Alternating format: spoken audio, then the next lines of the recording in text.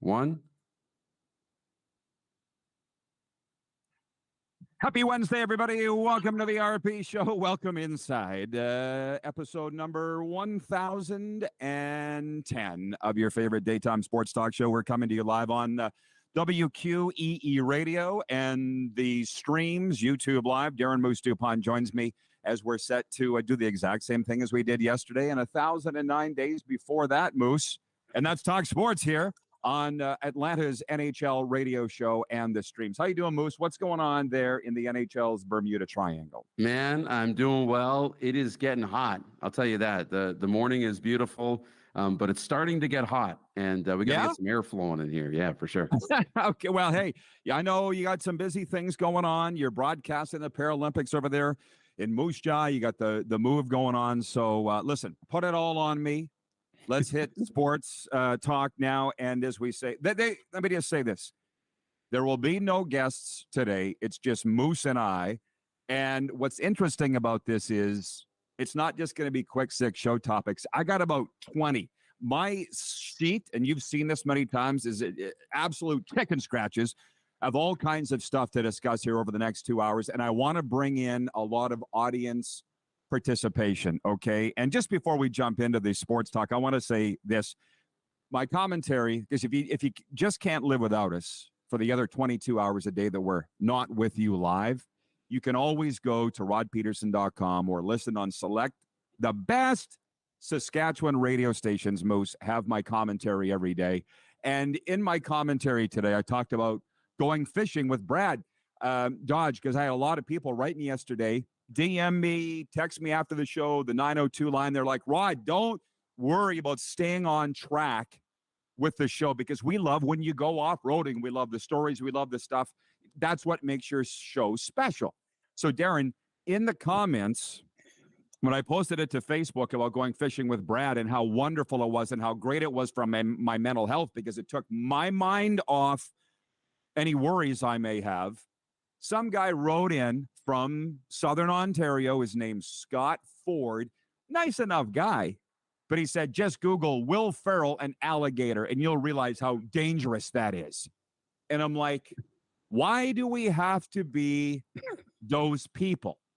So we're going to open up today's show before we get into the quick 20 sports topics today, the hot topics, and just say, how about you, Scott, do you, and I'll do me. How about that? Right out. Yeah, what do you got? There's a great Bill Burr bit on that, Rod. What is it? Tell me about it. Well, he's talking about deep sea diving and sharks, and his buddy was like, "You can't go deep sea diving. You're going to get eaten by Bill wasn't going to go. He's like, I don't want to go in the deep water because I don't want to get eaten by a shark." And his buddy's, well, actually, 95% of shark attacks happen in shallow water, so you're okay. And he's like, yeah, they happen in shallow water because that's where the people are. So it's just kind of funny that hey, I don't want to go diving in the deep ocean. Just mind your business. I'm not going to go diving in the deep ocean. Well, yeah. And my thing was, listen, I don't want to argue anymore. I've talked about it a lot of times. The Scott Ford seems to be a nice enough guy. So I just wrote back and I said, you are more than welcome to stand outside the fire. Me and Brad are going to go fishing. Yeah. But it just reminded me of, in the news, probably it was about 10 years ago now, and I apologize if this brings up any painful memories for anybody, but do you remember somebody fell down an elevator shaft in Lethbridge and died? I remember when that happened. I don't know if you remember when that happened. And I was like, oh my God, terrible, tragic, feel terrible for the people that it happened to, their family. We're not banning out of elevators. Okay? So the fact that somebody had their arm bitten off while fishing in Florida doesn't stop people from fishing, okay? So if that's going to scare the hell out of you, stay home. But me and Brad are going to go fishing. I can't do it anymore. I can't have the debate anymore. Take your stuff over there and stay there. Thanks. And thanks for coming to my TED Talk. And we're going to jump into the quick 20 sports topics. And we got a lot to get to. You'll notice that I'm wearing my Saskatchewan Rattlers hoodie today, my bunny hug, because it's good game day for them, and we're going to get to that in a second. But we're going to start with hockey because it's the number one topic right now. And I would like to remind everybody that we are going live. I am on Sports Talk Winnipeg at 2:20 Eastern, 1:20 Central 12:20 Mountain SAS time to talk about the Stanley Cup playoffs. The NHL is pumped with this Stanley Cup final, Florida versus Vegas. I'm reading, Darren, from a Canadian press story. Maybe it's Associated Press. Either way, even though the ratings will likely sag without big markets involved, the Sun Belt Series will feature two teams that have never before won the Cup. It is also a chance for the league to show off its success growing in the U.S. beyond traditional hockey hotbeds. Let me stop for a second, drop anchor. Listen to me with a fishing talk. Darren, do you see how the media is infecting people's minds? How dare you say the ratings will likely sag? How do you know? Yeah. Anyways, retired player Anson Carter said, quote, "It's so refreshing and it's so amazing. When you constantly hear people saying hockey can't work in the South or the Sun Belt markets, they're wrong." Anson Carter hears his friends back home in Canada complaining about the NHL not wanting teams north of the border to win championships, and he dismisses it. Canada's cup drought dating to 1993 isn't the fault of many of the Canada-born executives, coaches, and players now working for Vegas or Florida. Story goes on from there. I'll stop because I got far more points to come to, but everybody's going to be watching. They say they're not going to be watching. At least in Canada they will, and I guess we'll find out in the States. When the Golden Girl was on with me yesterday, Serena, I can't remember if I brought this up or not, but the whole idea of this is the fourth straight year of Florida teams in the Stanley Cup final. That's got to mean something, I would think. So what's the buzz in Canada? You're in the rinks. You're calling this sledge hockey. Are the people saying, I'm not going to watch because it's the Golden Knights and the Panthers? I don't buy it. I don't think that's the case either. And I don't know. Like, when you have teams that aren't quite as popular and don't have the big fan bases and things like that, like, across the continent, maybe they won't watch the whole game. But this is Canada. This is the Stanley Cup Finals. Even in America, this is the Stanley Cup Finals. People are still going to follow it and pay attention very closely and want to know what's going on. The thing I think is the coolest is, like, we look back on all the great moments. And, like, when you look at Colorado winning the Cup when they moved from Quebec, or Ray Bourque's first Cup, I don't know, that was the second Colorado Cup, wasn't it? Ray Bourque's first? Doesn't matter. 01. But, these moments when guys win it for the first time or have waited for a while, and for both Vegas, now they're new in the franchise, in the NHL, but Florida's been around a while and haven't really made many trips to the dance except the one in 96. But you're going to see a team get to raise the cup for the first time. Like, that's really cool. And I think that's going to capture a lot of people as the series moves on. Yeah, it's not the sexy matchup of a Rangers and an Oilers, or, a Leafs, or the Habs, or, Chicago, but it's still going to be great. Yeah. And so now that we've got everything set, and we've got through the bumpiness and we're flying to 30,000 feet now. I'm just checking in with our audience. Ryan in Toronto says, "Hello, Rod Squad. I'm buckled in and ready to go." From Bo Halverson, "Good morning, everyone." From sunny Saskatoon. From John, "I'm watching every second of the NHL Finals. First time winner this year." Trevor in Winnipeg says, "I think I'm cheering for Team Manitoba. Sorry, Pomo." John Schmeiser writes in and says, "Good morning from Kansas City." And I'll stop and get back to this in a second. Kevin the Medium checks in and says, "Good morning, RP peeps. Happy hump day." And just one more from John Ohm, who says, "Nice Saskatchewan Rattlers hoodie, Rod. Thank you." And I'll get to why I'm wearing that in a second. Who wears who owns the Winnipeg Seabears team, the expansion team in the CE Bell? Do you know? Yes, it is one of the Aspers. It is one of the Aspers who owns them. Yeah. Okay, cool. So I wondered about that. That's the expansion team in the Canadian Elite Basketball League, the league that says, because I've had a team president say to me, "Rod, no media talks about us but you. Your show." I include Darren in there and all of our staff. And I'm like, well, I don't know what to say about that, but I support it because they're all good guys and gals. Anyways, point one was the Stanley Cup. It begins Saturday night. And I will just say this. I've been talking to my family and my friends back home in Sask because I had travel plans to come back. I've changed my travel sched. As I said to you on the phone this morning, a lot happens between days when you and I go without talking a day. I've changed my flights. If the NHL is going to be good to me, I'm going to be accommodating to them. So I will be flying home a little later than I planned so I can stay here for the Stanley Cup final. I feel like it's a God shot. And it was literally God looking down going, how bad do you want to go? Really bad. Yeah. Okay, so change your flight. I did. I ate a little money, but nowhere near what people are eating that are buying tickets to go. And that's the one thing right? It's the one thing. I didn't even look at the tickets. I don't want to look at the tickets. It's just like friends who have places in Arizona. Actually, Phil, who you know, good friend of mine, you know, his dad's got a place down there in the Scottsdale area. And when the Super Bowl comes there, he's like, we should go. I'm like, tickets are $6,000. I'm like, yeah, but that's all we got to buy because the accommodations are covered. We don't have to pay crazy hotel fees and travel this and all of that because we're already down there. So you're already in for it. Take advantage of it. The Stanley Cup's coming to you, brah. You don't got to go to the Cup. That's cool. Yeah, well, yes. But my friends that are season ticket holders for the Panthers aren't going to the Stanley Cup final for a variety of reasons, but most chiefly, they can't afford them. The season tickets were expensive enough, but now the playoff tickets. So the barn's going to be full with people that don't really go to the games all year, but have a lot of money. That's like Super Bowl. It is what it is. 902 text line is open. 902-518-3033. Jim Wagner writes in from Balgoni, Sask. Glad you asked.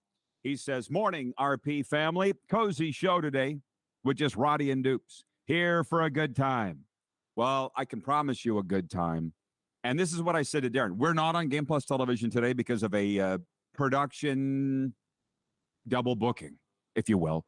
But we are on the streams. We are on the radio and WQEE. So this was always Darren's idea to have a show on a variety of platforms in the event that this happens. So this is why we're here. And I said to Darren, we don't need guests. I mean, we had Serena yesterday, the Golden Girl, and everybody loved her. She was the rock star of the day, but we're not going to bring her on every day.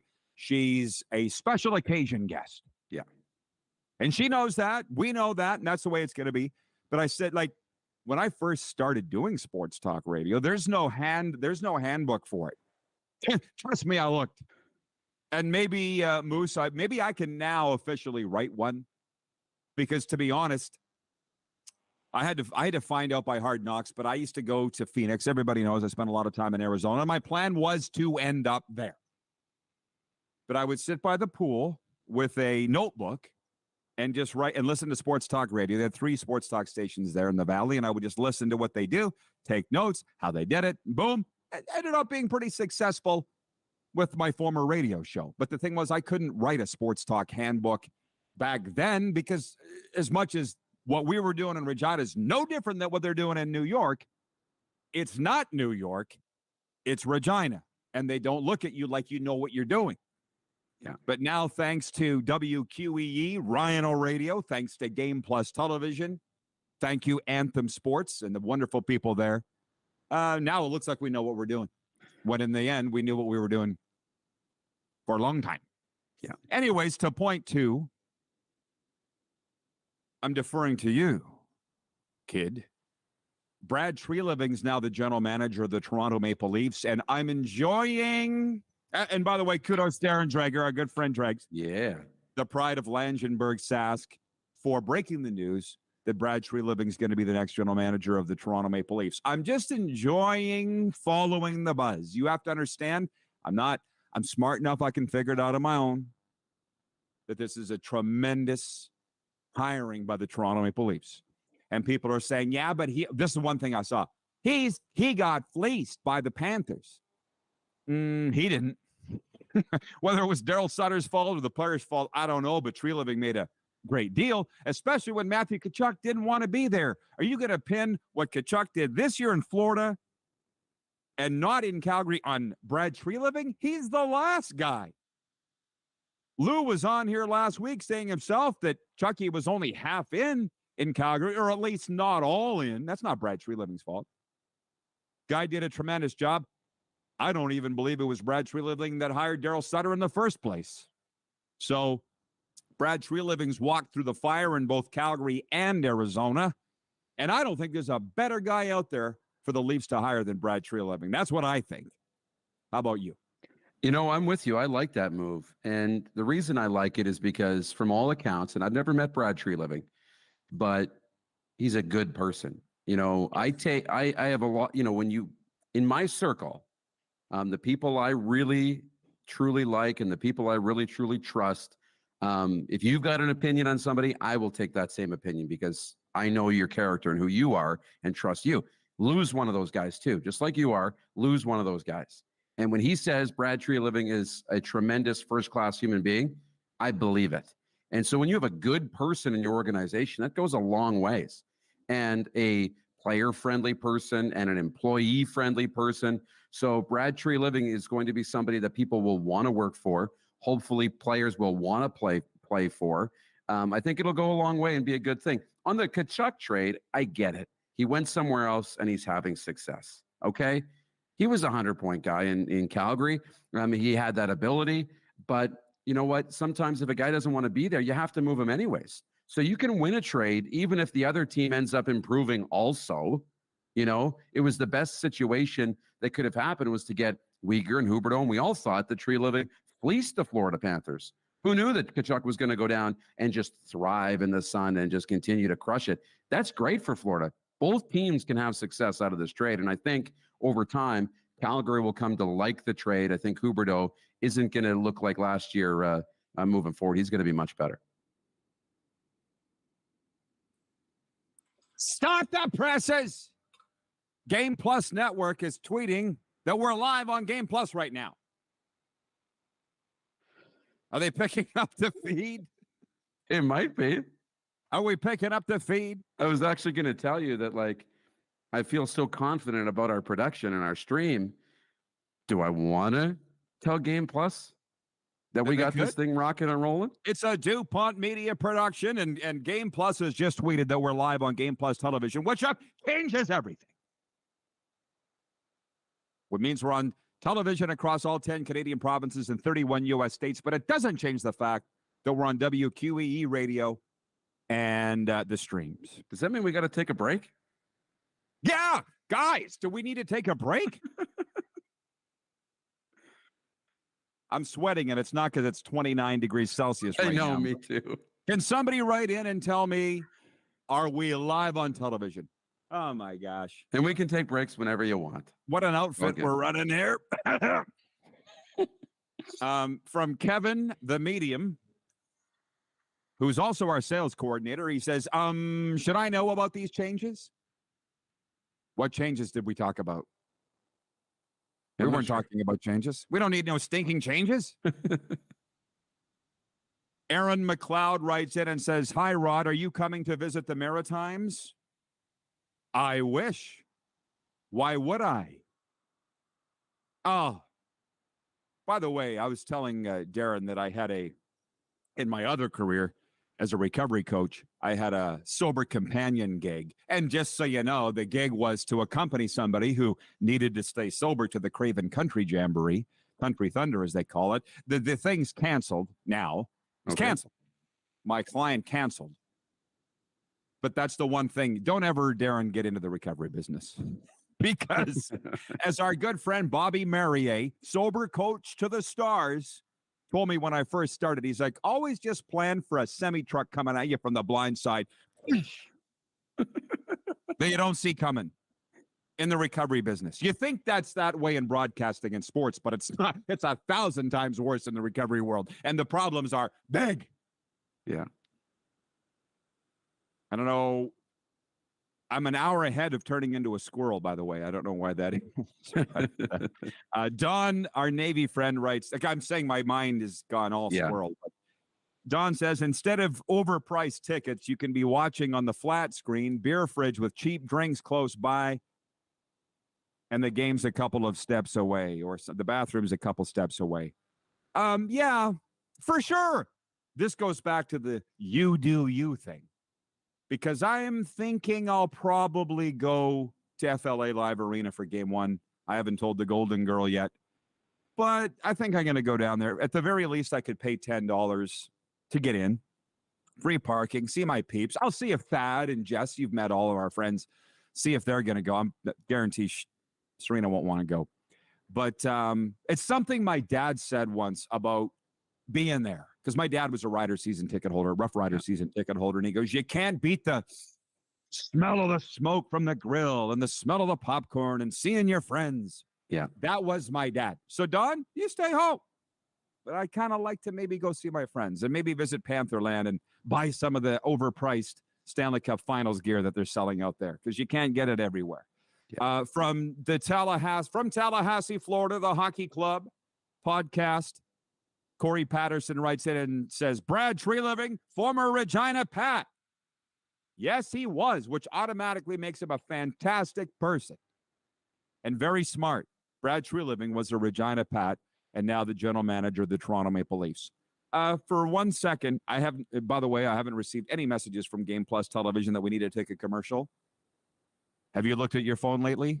Yeah, but I haven't seen anything come in yet. Okay, we're going to keep on trucking. Arlen Bruce III writes in, says, great morning, RP and Darren, former NFL and CFL receiver. He says, I listened to the podcast Darren was on with the Hughes Sports. What a great interview, Darren. You are definitely an entrepreneur.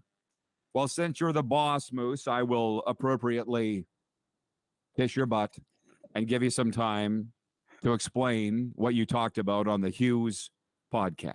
Oh, no, they just asked me about my journey in broadcasting and starting the show and all of that stuff. It was fun. It was a really good chat. And then we talked a little bit of football and a little bit of CFL predictions and things like that. It was a lot of fun to go on with Kevin and Jake. I know it's a passion project for those two to have a little father-son podcast. So, yeah, it was good to talk shop, and I'm glad you guys were listening and enjoyed it. Pardon me. So B. Henderson has written in and says that they are airing pickleball on Game Plus Network right now. That's what I thought. Yeah, so false alarm. You can start the presses again. Oh, Kevin, the medium, says flight changes. Kevin, it doesn't affect you. No. If it had, you know that I would have got a hold of you. But no, I'm still, if you need to know, I'll let you know. We're on a need-to-know basis. On a need-to-know basis. You knew. My brother knows. My business manager knows. It's all it needs to know. And the NHL knows. This is interesting. Jeff, the Stamps fan, says the longer it takes for this series to start, the less interest to the novice fan. It's summer. Good point, but there's not anything we can do about that. No. So I'm gonna, I guess, jump back on track. Although people tell me to stay off track because it's more entertaining. I don't know. I'm just gonna be me, the Caitlyn Jenner of sports talk. Did you enjoy that yesterday? That just popped into my mind. People are wondering, what do you mean? The Caitlyn Jenner of sports talk. What I mean is Bruce Jenner one day just woke up and said, I'm tired of living this way. I want to live this other way. So I want to be the Florida hockey guy. I want to cover the Stanley Cup. This is what I want to do. Yeah. For a whole lifetime, I was doing what everybody else told me to do and what they thought I should do. This is what's best for you. How about I don't want to do that anymore? Probably I go do what I want to do and be me. It didn't mean wearing a dress and 6-inch pumps. But what would you rather be? Well, that's his thing. Yeah, well, that's his thing. Well, the Caitlyn Jenner now of sports talk. You were the Whoopi Goldberg of sports talk, the Golden Corral of sports talk. We got a few alter egos here. I kind of like it. We can be all of them. Speaking of that, did we tweet the poll question? No, but we're getting there. Okay. Oh, did we tweet it? Yes. Okay, good. And it's also on my personal Instagram. The question, Darren, we could spend 2 hours on this alone. Yes. Okay. Well, can you just hang on for the poll? The poll question for Key Auto Group, and I'll get to the read for Key Auto Group in a second, is who's the best Golden Girl? And unfortunately, Serena's not an option in the poll because I would have voted for her, but it's Sophia, Rose, Dorothy, and Blanche. And I feel like whomever you vote for says a lot about you. And I'll get to that in a second. So we covered the Tre-LEAF-ing thing. The Nashville Predators have fired coach John Hines more than a month after they missed the playoffs. Incoming general manager Barry Trotz said the decision was made to dismiss Hines and assistant coach Stan Lambert after doing additional postseason evaluation. They've now hired Andrew Brunette as their next head coach. And if Rich Sutter was watching today, he would be writing in, and maybe he is watching, he would say, Andrew Brunette, Bruno, very good guy. He is a really good guy. I've never met Andrew Brunette, been around him here. He coached the Panthers for 3/4 of a season last year. John Lynch would say this. Nice guys run the Kinsman Club. But I'd like to think that Andrew Brunette learned something by being let go by the Panthers at the end of last year. I don't really know what went down here last year, but let's put it this way. Brunette's got a house here in Fort Lauderdale. If it was up to him, he'd still be coaching the Florida Panthers, but they got swept in round 2. Team that won the President's Trophy got swept in round 2. He's parts ways with the team. Pomo comes in, and they're going to the Stanley Cup final. There's a disconnect there. Clearly, Brunette didn't do a tremendous job of coaching the Florida Panthers, or he'd still be here. But he might have learned. Maybe and I don't know, maybe he's got a connection to Barry Trotz that I don't know about. But that's the news in the NHL there. Here's another point. It's like the third or fourth point already, Darren. The NHL's free agent frenzy is back in its regular time slot after 3 years of scheduled disruptions because of COVID. The league signing period will officially begin July 1st. Here are the top players on the market set to hit free agency. Listen up, Darren, and tell me who you think's the most prized one. Or maybe you would sign the most if money was no object, okay? If you're Brad Tre-LEAF-ing and you had space, yes, who would you sign? Ryan O'Reilly, Patrick Kane, Vladimir Tarasenko, Tyler Bertuzzi, Dmitry Orlov, Matt Dumba, Damon Severson, Michael Bunting, Tristan Jarry, or Freddie Anderson. That's a pretty good field that'll give the insiders a lot to gnaw on. Yeah. Okay. I like O'Reilly out of that group for me. He's the guy for me. Patrick Kane obviously is going to garner a lot of attention, command a big dollar. The one off the board I'll go with that I think is could change somebody's franchise pretty quickly is Tristan Jarry. If he's healthy, I think Tristan Jarry come in, be a great starting goaltender for you on a team that is trying to be a playoff team and contend. So if goaltending's an issue, I think Tristan Jarry can come in and fill the gap really quickly. So can Freddie Anderson too. Look what he did in Carolina. Even in the series loss to the Panthers, Freddie was really, we all talked about Bob, but Freddie was really good in that series too. So I think there's some really good options. It's a good class. We have plenty of time, a month almost, to make that a poll question. Who is the most prized free agent? Yeah. For me, well, Patrick Kane didn't do diddly with the Rangers. O'Reilly didn't do much for the Leafs. How impact are these guys, really? But the poll question is actually for Key Auto Group. Key Auto Group has the largest selection of quality new and pre-owned vehicles in the Parkland area, cars, trucks, SUVs. Your journey begins at keyautogroup.ca. And the poll question today is, who's the best Golden Girl, Blanche, Dorothy, Rose, or Sophia? You know, when I said depending on who you vote for, it kind of tells you a little bit about you. And what I mean by that is somebody wrote in and said, Blanche, va-va-voom. And I'm like, stop. I don't know what she's past cougar. She just, I don't think you'd classify her a MILF. Gilf? Gilf. Well, I'm voting for Rose. I'm just saying Rose. Sophia's leading, just so you know. Sophia's leading 34% of the vote. Rose, 30%. Blanche, 21%. And Dorothy, 15%. Okay.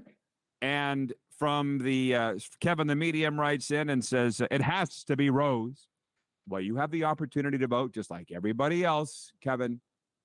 I voted for Rose. You said yesterday you're voting for Rose. Darren, I'm assuming you have not changed your vote. Well, sit with me on this for a second, because I'm not I know the different characters, but I don't really I'm a little fuzzy on the names and stuff like that. So Betty White obviously is my favorite. I love Betty White. But who was the mom? The oldest one? Sophia. Yeah, Sophia. She was hilarious. So I was a big fan of her too. Okay. Can she be a 1B behind Betty White? No, you need to pick Okay. one. Well, it's Betty White first. She's second. Okay, that's what Rose. That's what I got.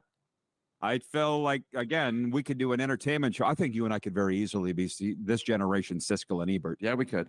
Very easily, and at least as entertaining as those two. I smell a spin-off podcast. I know. Jeff, the Stamps fan, says it's got to be Blanche.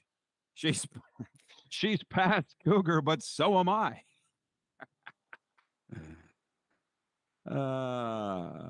John Ohm says a leopard can carry something twice its weight into a tree, and a cougar can carry something half her age to bed. Jen from the Four Seasons says that's a tough choice between Dorothy and Sophia for me. LOL. From Argo Fluffy, I'm guessing watching in Toronto, says, when will you be the Oprah of sports talk? I want a prize under my chair. Well, I'm getting close. As Moose and I were ripping around Boca here in my Jeep, I was, how many times did I point to that top of that condo? And I said, Moose, Oprah lives there. Yeah. Couple times. You did. I remember the building. Yeah, I have yet to see her, but I don't sit across the street and stalk her either. It's not like, here you go, Fongo. You said you liked the stories. It's not like when I was a kid and we were visiting a friend's house in Edmonton. It was in the 80s. And across the backyard was Yari Curry's house. Yari Curry of the Edmonton Oilers. And I stood there, this will not surprise, 4 hours probably, staring out the back bay window into Yari Curry's living room. And if I recall, he had a hot tub in the house with a big screen TV before big screen TVs were a thing. This was in the 80s. Yeah. So I did that. I'm not willing to do that with Oprah, but Oprah's not Yari Curry. And then last time I was in that little corridor between San Antonio and Austin, Texas, I was told that George Strait lives there. Yeah, in an area, San Marcos, Texas. If I had been alone, I would have gone to his place and tried to scale the wall. Yeah. But I wasn't alone. So I couldn't do that. You were going to say something? No, I was going to say that George Strait would be the guy alongside Yari Curry. You might stake out his place ahead of Oprah. But yeah, I get it. If you would have been alone, you'd have spent some time there. Yeah, but I didn't. So we'll get to the points. So for those writing in about what topics they'd like to discuss, it's the Rod Pedersen show. It's not the John from Edmonton show. John Ohm says, you do you, I will do me. I need that on a t-shirt. I think, Moose, that might be the next generation of Rodisms that you want to throw on a t-shirt and sell, because I can't. I'm over it. Yeah. If you're afraid to go fishing because you might get eaten by an alligator, don't go. But I'm going to go fishing because I like it. Ted in Red Deer says, I'm watching the RP show for sure. Where I go doesn't matter to me. Which, by the way, a couple from Patrolman Pete in Winnipeg, he says, I wouldn't scale the walls of anyone in Texas unless I wanted to get shot at. Well, I was going to say, if it was an opportunity to meet George Strait, it would be worth it, but I've actually met George Strait. That's a story for another time. You and he are about the same height. Okay. You're a little thicker. Yeah. Not much to George. There's not much to George. It just kind of went over people's heads yesterday, Darren, when I said that one producer at Access said, just turn on the camera and let Rod go. And he did. And then he did. And that's why we're sitting here today. Thank God. That could be the title of your book. No, I got the title of my book. I was there. I got it. Actually, that would be the title of a chapter. Just turn on the camera and let Rod go. ... And he did. Chapter 9. What a great chapter. Yeah. What chapter did you walk in at? Exactly. And then everybody can share on social with which chapter did they discover you and you come into their lives. That's funny. Oh, that's a great one. By the way, I knew that 2 hours with Moose and I would, dude, we're 2/3 of the way through the hour already. I know. We haven't even talked about anything. But we will. Just Moose and I. I was just saying this earlier. When I learned how to do sports talk, it was by listening to it, writing down notes. I'm like, I can do that. I can do this. Yeah. And I figured out after a while, if these donkeys can do it, I can certainly do it. So we're kind of getting back today to old school stuff, the way this show used to be. Trucking along. I haven't even got. I'm going to come back to the NHL because Ryan Whitney, did you see his tweet about the Panthers with the, I guess was on the left chest. The Panthers, the NHL, he was calling out the NHL for moving the Stanley Cup patch to one side of the chest to make room for an ad on the other. And he said that was a crime. And I'm like, I'm sorry, Ryan Whitney of Spittin' Chicklets, who I think is a fine enough guy. But the reason you made cajillions as an NHL player is because of this. Yeah. Overpriced tickets, overpriced TV rights, overpriced sponsorship. So quit your bitching. That's how I feel. You? I'm in the middle. I understand because it's the, sanctity of the game or the tradition and all the great memories and the purity of hockey, right? I mean, we have so many great traditions and rules. You don't lift the Stanley Cup unless you've names on there. It's on there. We're putting some ads on it, and I actually think the NHL has done a tasteful job of the ads. I really do. This is okay. I didn't see Whitney's. I saw some people talking about Vegas's patch, the silver patch on the Golden Knight jerseys that looked really good. But no, I think it's okay. I really don't think they've gone too far yet. I really don't. It's just, if you notice, Ryan Whitney's bitching about everything. Yeah. So I would suggest, Whit, why don't you go talk to somebody and figure out why you're so angry? That would be a good place to start. Now, I'm not sure why, but I guess because we're talking about George Strait living in San Marcos, Texas. I don't know. Jen from the Four Seasons writes in and says, pretty sure Joe Sakic still has a place in Speedy Creek. I'd be shocked if he did, because why would he own a house in Swift Current? I don't think he owned it when he played there, but I don't know. I shouldn't talk about what I don't know about. Ryan in Toronto says, I discovered Rod and Moose when the CFL and XFL were talking about talking. And I've been having a blast ever since. Oh, that seems like eons ago. Does it ever? I saw that the XFL laid off. Did you see that they laid 30 off employees? Yeah. Is that what a 30 their employees? That was probably 95% of their staff. Yeah. They really branded it like they were doing a bunch of cutbacks, and I think some people jumped on the XFL to think, oh no, it's failing. It's failing. Look at, they're already cutting layoffs 1 year into the rock. And it's more about restructuring. So they're turning full-time employees into seasonal employees that are only going to work certain parts of the year. They're trying to create a better business model that can be more sustainable. They'll have key people still on full-time, but they're going to move some full-time people into seasonal people. And what do they call this? Getting lean. They're trying to get lean on the operations side to limit the expenses so the league can make some money. I don't think it's a bad thing. Well, you didn't lose your job. Well, I didn't lose my job. Yeah. They might, those 38 people might feel otherwise, but Fake Gainer writing us on Twitter regarding our poll question today for Key Auto Group. Who's the best Golden Girl? Fake Gainer says Sophia is the Duncan Keith of the Golden Girls. Less press, but just as important or more important than Kane and Taves. All opinions welcome here. Yeah. Gary in BC watching on the stream says, something's new here. I can't put my finger on it. What's new, Gary, is that we're not on Game Plus television for the week. And a production double booking, if you will, a production log jam. So Darren and his DuPont Media are producing the show today. And if I may, it's going quite swimmingly. He's producing it all week. Yeah. So we're still on streaming, podcast, and WQEE.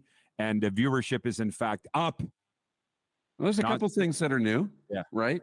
The background's a little different. We've got our name bars. We don't usually have that on a week-to-week basis or day-to-day basis. So maybe those are the things you're seeing that are like, whoa, this is a little different. Well, it's a little like those games we used to play when we were kids, spot the differences in comic books. I would spend hours. I love that one. I know. But I could never get the 13th one. The first 12 were easy. Yeah. But the last one, really hard to get. We've talked for 42 minutes and covered 2 points officially of the 20 that I've come up with on the program today. Point 3, the Ontario Hockey League champion Peterborough Petes kept their Memorial Cup hopes alive Tuesday night with a crucial 4-2 victory over the Quebec Major Junior Hockey League Quebec Rempart in Kamloops, BC. With their first win of the 4-team tournament, the Petes give themselves a chance to make the playoffs. The 2-1 Remparts were already guaranteed a spot in Sunday's final before the game. Tonight at the Memmer, it's Kamloops versus Seattle. Point 4, the Toronto Blue Jays opened a 3-game series on Tuesday night by thumping the NL Central leading Milwaukee Brewers 7-2. The Jays out-hit the visitors 14-4 and got 5 solid innings out of Yusei Kikuchi, Vladimir Guerrero, and Alejandro Kirk. Each had 3 hits. The Jays have won 4 of their past 7 games. I'm going to throw this in here. Point 5, the Ottawa Blackjacks hit 13 threes at a 64% rate on Tuesday night to earn a decisive 93-82 victory over the Scarborough Shooting Stars at TD Place. This was on TSN, part of a doubleheader. 2 days after a record-breaking comeback in target score time, the Calgary Surge once again used a late run to knock off the Niagara River Lions 85-82 at Winsport on Tuesday night. We're talking about the Canadian Elite Basketball League. So the Calgary Surge are now 3-0. And it's interesting. I got point 6 written down. Story time, stay off road. You weren't with me, Darren, at Ace Casino in Calgary, our Canadian home, when the president of the Calgary Surge came down, Jason Ribeiro. And I'll go to this recovery thing again as the certified mental health coach. I'm trained to read people's eyes, their body language, inside the lines of what they say.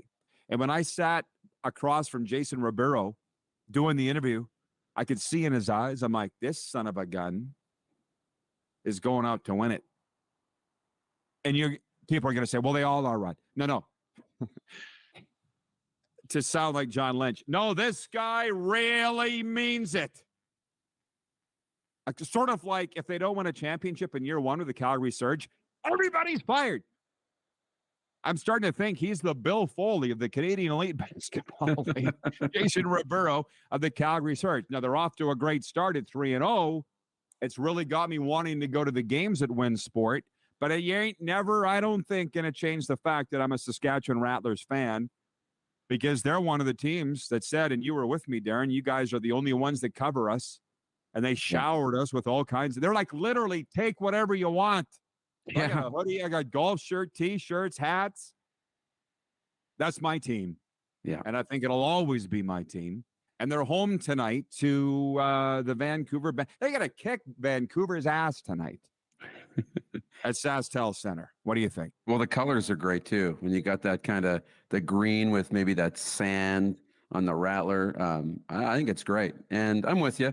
I think we're both going to be Rattlers fans. They treat us really well. Good atmosphere, good team, good people over there. So I'm excited. And it was awesome last night. I tuned in for just a little bit on TSN.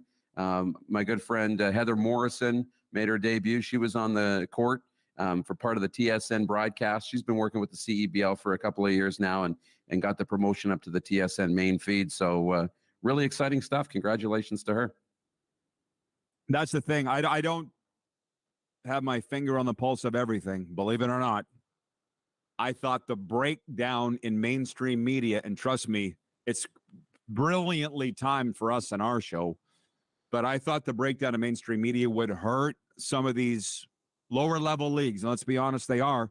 But I look at the Canadian Elite Basketball League, Calgary's WinSport, full. 7,000 plus for the Winnipeg Sea Bears. Come on, Saskatchewan.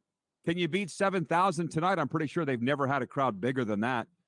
But the Pats and Blades were sold out for their series. Like the people are finding out. Yeah. They're just not necessarily finding out from the newspaper or the local TV sports. Somehow they're finding out.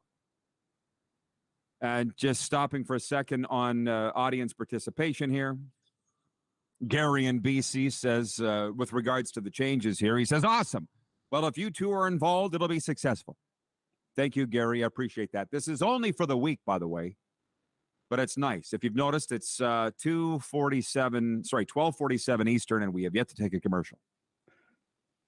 If it was up to me, we would never take any commercials. Jeff, the Stamps fan, regarding the spot the differences, he says, I'm convinced the 13 was never really there. It was a scam. I would sit there for days. Can't find the 13th thing. What the hell? From B. Henderson says, hey, Rod, what do you think of Max Domi signing with the Jets and wearing his dad's old number 20? That would help in many ways in the peg. Really good question. And I'll say this about Max Domi. He was a point a game in the playoffs or darn close to it. Overperformed. I got to stop listening to people. I got to start forming my own opinion, and which I have. Over the last year, I've been really good at that. But I've had scouts, personnel people in the NHL say the worst things about Max Domi. And so I believed them. I don't know him personally. I was around him, talked to him when he was playing for the Coyotes and we were doing those Ryderville parties, but I don't know him. Yeah. Do you know what I mean? There's a difference. Big time. And people were like, look at all the teams he's been on. Arizona, Chicago, Columbus, Montreal. 5 teams in the same amount of time that McDavid's been in Edmonton. That's not historically good. But at the very least, he put up for Dallas. And there might be a little bit of growing up that needs to be done there, but it took me a long time to grow up. So I can't. If maybe Max Domi's grown up, maybe he's become the player that everybody thought he could be. And if that's what Winnipeg wants, I didn't see Max Domi on that list of free agent players that we read off earlier on, by the way. B. Henderson, if you were here, maybe he should have been on there. He might have been a few years ago. He would have been on that list, right? And I wonder, like, is this a case of a kid who's got, is immature and maybe has some locker room issues and things like that and wears out his welcome? I don't know if that's the case necessarily. Or is he, a kid who you just don't believe in enough to be a franchise player, so you're not committing to him long term, but he's intriguing enough as a player for teams to be like, oh, he could fill a hole here. I could pluck him and fill him. So you get moved around a lot. I feel like that was, and you would know better than me, but like Mike Sillinger's a guy who played with all these teams. Yeah. And I don't think he was ever a cancer or a bad guy. I think he was always somebody that everybody found useful, but nobody really wanted to commit to and make him a cornerstone of the franchise. Is that accurate? Yeah, well, hey, Silly, I've known him a very long time. And he said about playing for 12 teams, I'm like, Silly, that must really suck. You were traded 11 times. And he goes, yeah, well, 12 teams wanted me. Right? That's what he said. And I was not spit talking him. We were just shooting the breeze. Arlen Bruce III writes in and says, summer is here. Do you prefer the beach or the pool? It's the beach for me. I'll say both. Wayne in Victoria, BC says, I like this newly produced and less commercial show. I love the RP show either way. Oh, this is going to make it real easy for Moose to produce the podcast after this today because there's no commercials. Yeah. It'll be real easy for you. Wilf in Steinbach, Manitoba has found us despite the fact we're not on Game Plus television today. And Wilf says, hi, Rod and Moose. The XFL laid off the only people that were attending the games.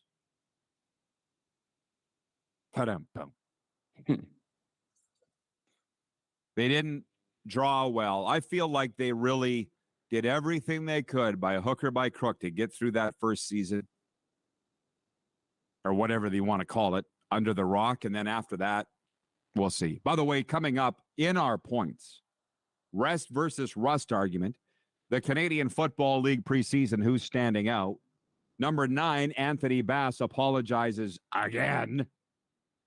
Point 10, DeAndre Hopkins. Where's he going to land? Would you pay him what he thinks he's worth?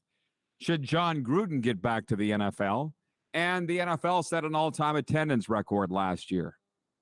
Those are all some of the things we've got coming up in our points. But want to mention, folks, Woody's RV World presents the Summer Football Road Trip hosted by the Rod Pedersen Show in Engelheim. Tickets are available now at rodpedersen.com. It includes charter transportation from Engelheim, June 23rd out of Regina to Calgary and back June 25th. 2-night hotel accommodations at Hotel Clique Calgary Airport with complimentary breakfasts, pre- and post-game parties hosted by yours truly, and, of course, a game ticket, Sask at Calgary, June 24th. And now, Woody's would like you to bring a friend or loved one on them. Purchase an RV at Woody's now, and if you buy a ticket to join us on the football road trip, Woody's will buy you an additional ticket. Bring your best bud, your kid, your partner. Heck, bring your grandma. She deserves to watch some CFL football. Purchase your tickets now at rodpedersen.com or Eventbrite. We'll see you in Calgary for Sask at Calgary. 902-518-3033, the number to reach. Donna writes in. She says, I was excited to watch on Game Plus at my daughter's house, but it wasn't on. So I'm here on YouTube. Glad to have a day off to watch it live. We're glad to have you, Donna. Thanks for checking in. I'm not going to explain any longer why. We've explained it twice today, a couple times yesterday. Thanks for joining us. We brushed on this yesterday. I feel like we could fill out this hour on this next topic and then move into hour 2 with more topics and questions and comments from the audience. And this is the rest versus rust argument. We really skimmed past this yesterday. Yeah. Do you feel like in the NBA Finals, like the Denver Nuggets have been off for like a month since they swept the LA Lakers? And by the way, the snowman's watching from wherever he's hanging his hat now. And I was listening to Brian Snow, the snowman show the other day about LeBron threatening. And by the way, I'm not going down the NBA road here, everybody. Just stick with me. But Brian Snow on his show, it's just so addicting. It's the crack of sports talk, Brian Snow. And he's just good. He's a very talented broadcaster. And he goes, hey, LeBron, if you want to retire, don't let the door hit you in the ass on the way out. And I'm like, who says that? It just hates LeBron. He hates LeBron. But anyways, and then the Panthers have been off since sweeping Carolina. Do you think one or both of the Nuggets and Panthers will be affected by the rest, or neither? Or neither? That, I think, is a very interesting question right there, heading into the championship series of the NHL and the NBA. If I had to guess, I would say this is going to affect the Panthers more than the Nuggets. The Nuggets are one of the dominant teams right now in the NBA. They're rolling, and they're very, very good. I'm not saying the Panthers are a bad team, but I feel like the better your team is, the less that the rust is going to affect you, right? Rest is good. But I feel like the Panthers are a team of momentum and a team of destiny and a team of riding the wave and getting the big save. And they're not necessarily outplaying these teams. They're not necessarily, their way with these teams. So I feel like they need to keep playing to keep this going, keep the momentum going. Don't do anything. Don't stop and risk the momentum stalling out. So I think there's more risk to the Panthers having some time off than the Denver Nuggets. But when you're a team of destiny in the universe, proves everything wrong. Yeah, well, I've been thinking about it a lot. Troy in Toronto watching. Troy Calmer says, I would take the rest. By the time a team has made the Stanley Cup Finals, they have to be beat up. A rest can't be bad to heal wounds, no? Well, that's why there's a discussion about it, because two things. One, the Panthers are 100% healthy, or will be by Saturday. They're on the ice right now, and I'm going on Winnipeg Sports Talk at 2:20 Eastern, 12:20 Mountain to talk about this with Hustler, because I'm now the Florida hockey correspondent on most shows. So you want that to get healthy, but I think about the Montreal Canadiens 2 years ago. Shea Weber and Carey Price were literally on their last legs. They were held together by spit and elastic bands. If you've noticed, y'all, they haven't played since. Shea Weber and Carey Price. So, I mean, yes, they didn't win that Stanley Cup final against Tampa Bay. They were cruising into the gas station. We've used this analogy before, or the term Stu Grimson used on NHL Network the other night. This is analogous. They're the car rolling into the gas station with the check engine light on, the low fuel light on, 4 flat tires. Yeah. So when you you ever find when you get go on vacation, you get sick within a few days? So that's all part of it. Do you want to just keep the momentum going, or do you want the rest? Like, some rest is good, too much rest is bad. But as Paul Maurice has said, we'll take the rest. We'll take the benefit. All right, we got a break. Yeah, good idea. Actually, hang on. Before we do a sports update, we got to get the sponsor reads in. Alec Manoah gets the start today as the Toronto Blue Jays host the Milwaukee Brewers in the second game of the 3-game series at Rogers Center. Jays won the opener 7-2 Tuesday. Manoah was, of course, a finalist for the American League Cy Young Award last year, but has struggled this season with just 1 win in 11 starts. And the host Blazers play the WHL champion Seattle Thunderbirds as the Memorial Cup continues in Kamloops tonight. The winner earns a berth in Friday's semifinal, while the loser will play the Peterborough Petes in a tiebreaker Thursday to determine the second semifinal team. Kamloops center Logan Steinkoven leads all skaters with 8 points in 2 games. The sports update is for Landmark Cinemas in theaters June 2nd. Spider-Man Across the Spider-Verse.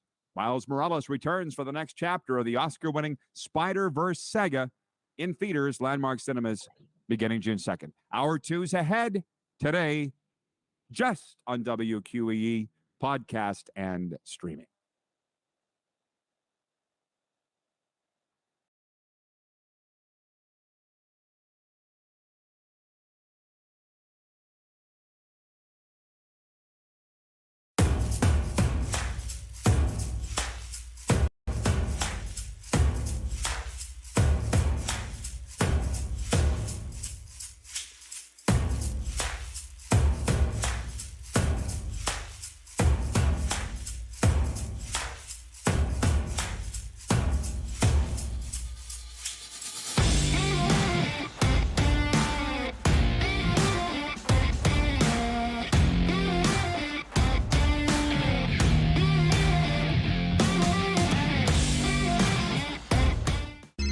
Text 902-518-3033. 902-518-3033. Pick up your phone and text RP, that's Rod Pedersen. Text 902-518-3033. Is it time to take your event online? Bring it to IKS Live. We've got a fully customized virtual event platform with remote guest support for your next fundraiser, talk show, conference, performance, and more. IKS Live offers live streaming to Facebook Live and YouTube and pre-recorded capabilities, both in our studio with green screen available and on location with pre-production and post-production services. Visit us at ikslive.ca. Did you know that you can help save a life? And you can start right now. Stem cells from male donors increase chances of positive outcomes for patients, yet they only make up 40% of our registry. Today, there are hundreds of people in Canada searching for their life-saving match. You can be a patient's best hope. Be a hero by registering with Canadian Blood Services Stem Cell Registry now. Does this look familiar? Your fans deserve an incredible arena experience. It's time for an upgrade. Stunning graphics. Revenue opportunities are just the beginning with our in-venue display systems and scoring technology. Let us help you find the best solution for your facility. EDG, always delivering the best fan experience.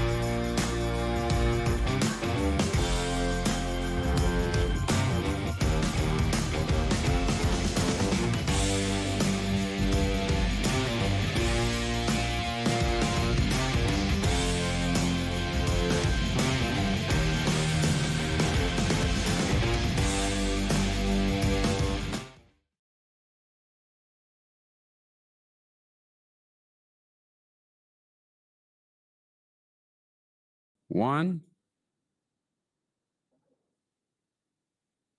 Hello, everybody. Welcome to the RP Show, Hour 2, coming at you live just on the streams today. No television, Game Plus TV, despite some consternation otherwise.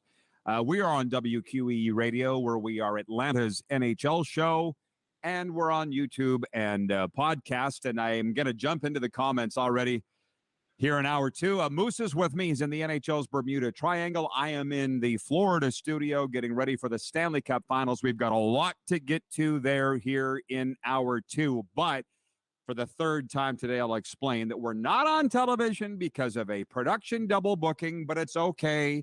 It was Darren's idea to have a multi-platform show for days like this or weeks like this, and this is where we are.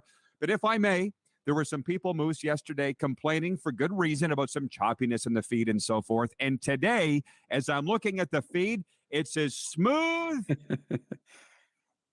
as I don't know what. No turbulence, baby. Seawater, none.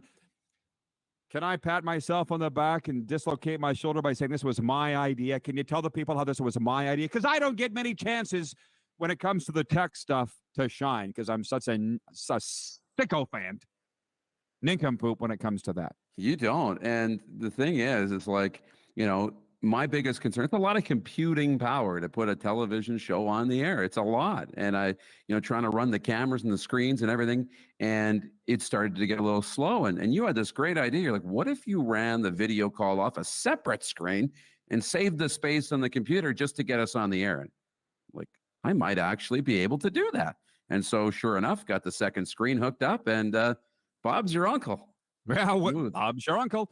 We really are kicking it old school, as they say here on the RP Show, with episode number 1010 of your favorite daytime sports talk show. So that's very exciting. And we're going through all the topics, more than 6. We've got at least 10, probably 12, 13, 14 unofficially today. And we haven't even got to all of them. And we're well into Hour 2. John Ohm writes in and says, smooth sailing all day, baby. Way to go, Rod. No. It was just my idea. Darren executed it. You can't have just idea, guys, because nothing gets done. And you can't have just foot soldiers because nothing gets done. You need to have both. And right. This reminds me of the old days. Wayne in Victoria, BC says, absolutely, Rod. The feed has been solid today. How about that? We wound up Hour 1 with the debate of rest versus rust. I'm not going to dive real deeply into that now, other than to say by the time the Stanley Cup Finals face off, the Florida Panthers will have had 10 days off from sweeping the I was doing math in my head. I believe it's 10 full days off. That's a lot now. And the Denver Nuggets, I don't know. I know that their NBA Finals opens on Thursday night. It feels like last month since the Nuggets and Lakers were playing. So I'm just going to read the comments. Anybody would take the rest. I don't think it's going to be a problem at all for Florida, but 10 days is not ideal. But they've been dealing with not ideal situations all year long, and they've thrived. So it is what it is. And I actually take a little pride in this too. And why the Panthers have been so good to me is they know that I showed up here 2 years ago from day one, first preseason game. Joel Quenneville was the coach and saw this whole ride. And this year we were talking all season about how much these guys, how much fun they were having, how much they literally love each other.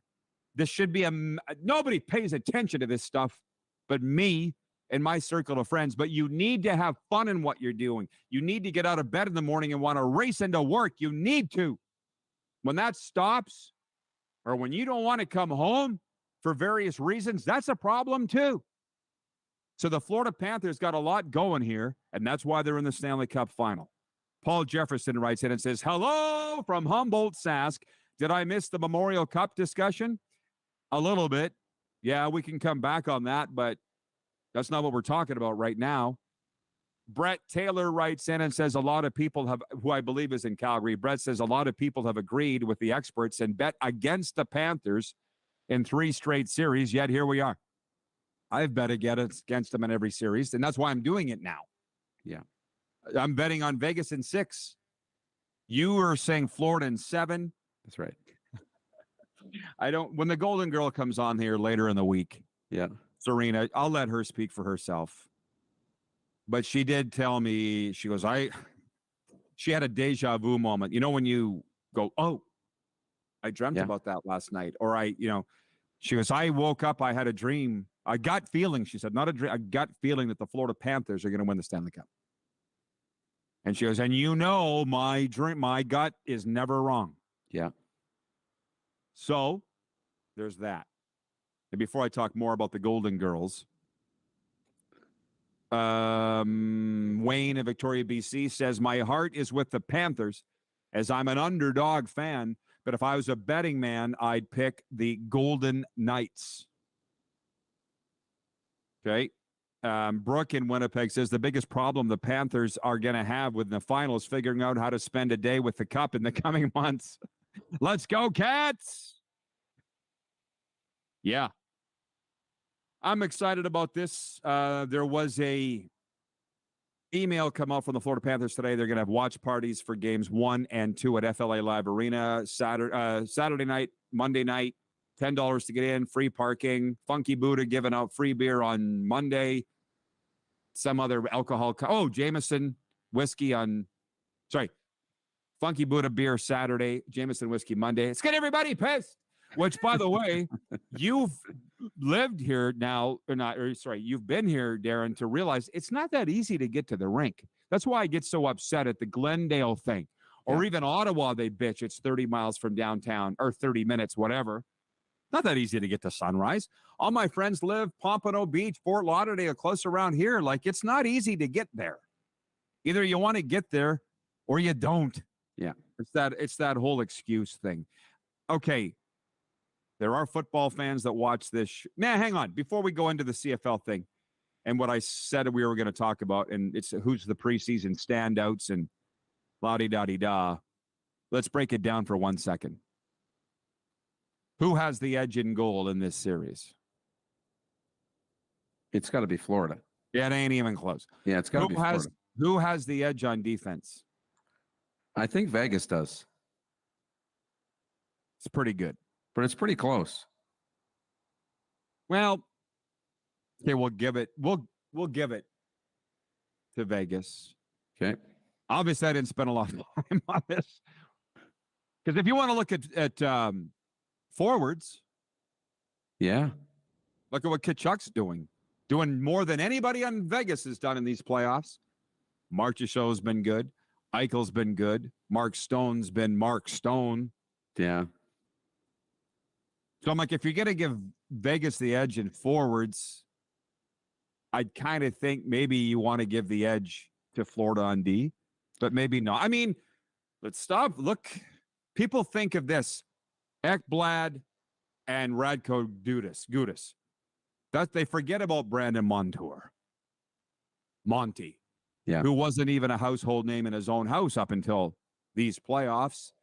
And Josh Mahura. How many Vegas defensemen can you name? And I'm not trying to put you on the spot, but I'm just saying, how many Vegas defensemen can you name? I can name Pietrangelo, Shea Theodore, Zach Whitecloud, McNabb.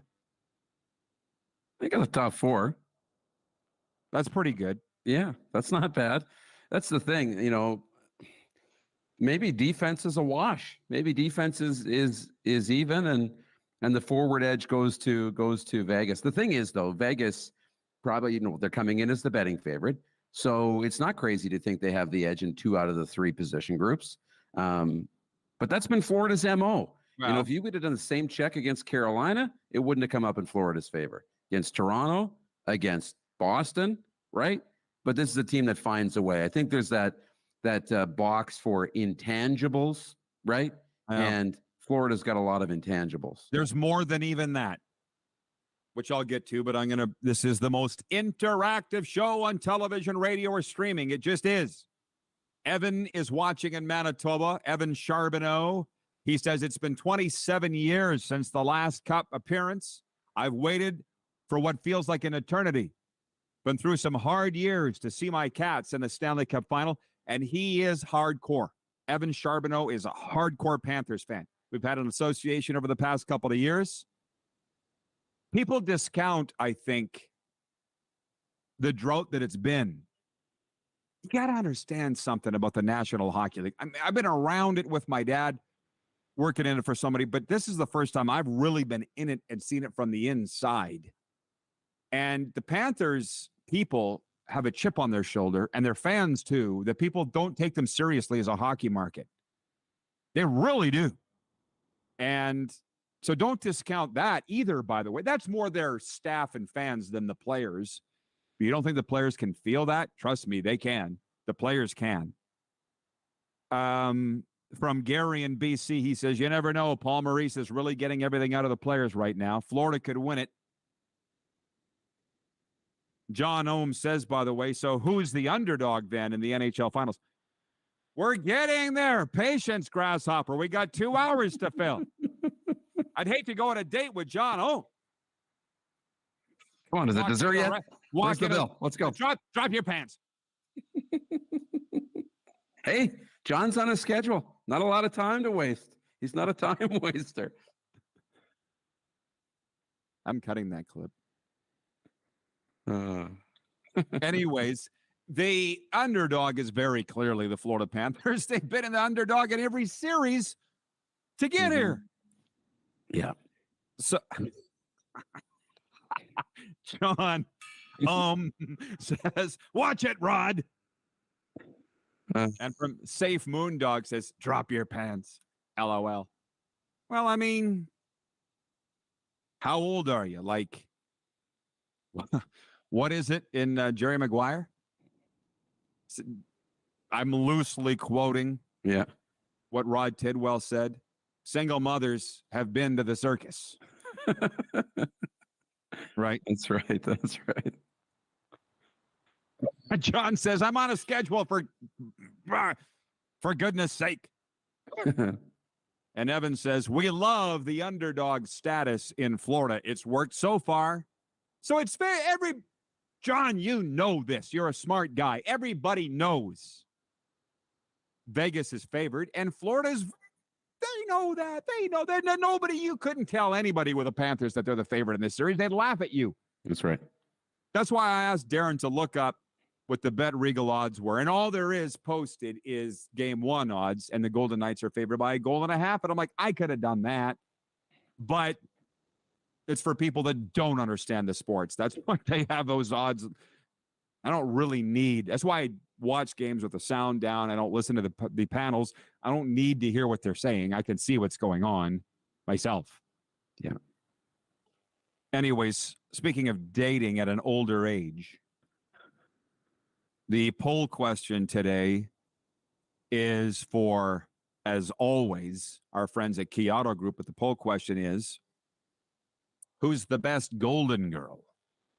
And by the way, when it's time to transition into the world of electrified vehicles, the all-new Niro Hybrid is the perfect first step. Call Key Yorkton Kia at 306-783-2772 or go to keyyorktonkia.com for more information. The 23 Kia Niro, movement that inspires. Who's the best golden girl? You wouldn't believe this. Last night, Rose is leading. Rose has 36% of the vote. Sophia has 33% of the vote. Blanche, that floozy, has 19% of the vote. And Dorothy has 12%. Spoiler alert. Going to get real for a second, like we haven't been already, but serious for a second. The reason I love Golden Girls so much, aside from the humor, is, I was telling Darren this, was it on the air or on the show yesterday? It reminds me of the mid-'80s, an era of my life, early teens, where I was home on a Saturday night, watching television with my mom, and if it wasn't Seeding and Harvest, with my dad too. And it was Golden Girls, 9 o'clock. It was the #1 show on TV. Yeah. And I wasn't, because shortly years after that, I was out terrorizing southern Saskatchewan on a Saturday night. But at that time, I was home with my parents. It was a great time. And that's the thing in the recovery world, when we're coaching people now that have addictions issues and mental health issues. It's like, go back to a really happy time in your life. What was going on then? Before you discovered alcohol, before this was going, what was going on? Can we emulate that? Does that make sense? So That's with Golden Girls. It makes me feel good, and that's why it makes me feel good. And so then, of course, I delve into everything, and Golden Girls is the 17th most watched series finale of all time in 1992. 25 million people watched. Wow. I've often watched and the ratings. I don't watch any of the ratings for other television shows, but I watch it for sports, right? Yeah. And when they say an average of 1.43 million people watched the Carolina-Florida game 1 that went to 4 overtimes, I'm like 1.43. Ooh. What about the other 35 million in Canada? What were they watching? Yeah. It was prime time. Apparently they were watching Golden Girls reruns.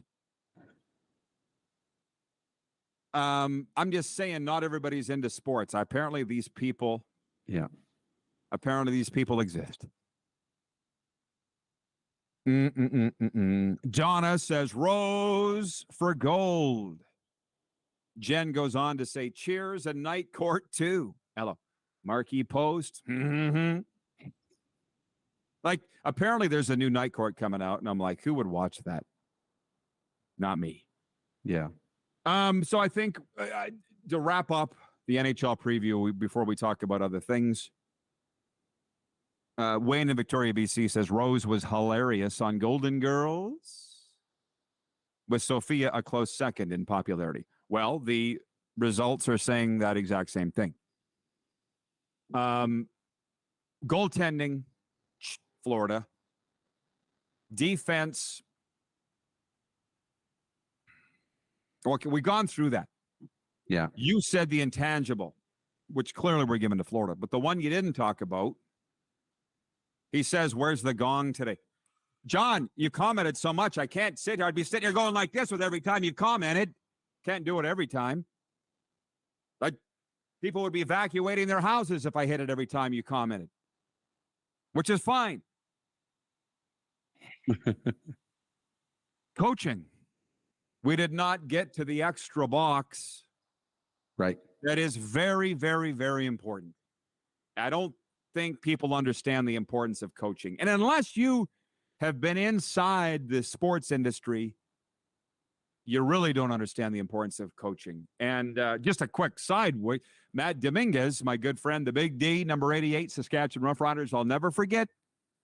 Coming out of the 2006 season, Danny Barrett was our coach in 06. We replaced him with Ken Austin with the Saskatchewan Roughriders. And Matt Dominguez said in the media, coaching alone will get us 3 more wins.